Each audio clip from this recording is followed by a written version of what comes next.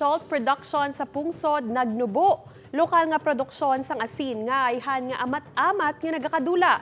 Ini ang gitutukan ni Darren Marie Sarmiento. Sa matandaan sa mga residente, tag sa alas 10 ng aga hasta alas 3 ng hapon, nagaguba na ang mga trabahador sa mga asinan sa barangay MVH sa Nova Liganes, Iloilo.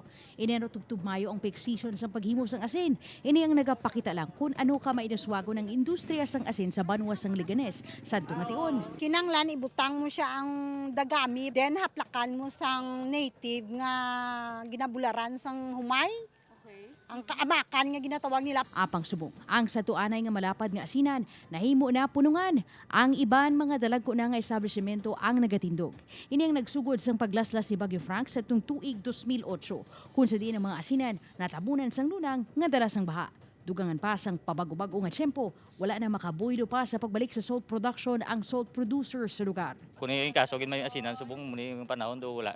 Sa Senate hearing sang damnaglang, nagagwa nga ang salt production sa pungsod nagnubo sa 40,000 metric tons, gikan sa 240,000 metric tons sa 1960s tubtub 1970s.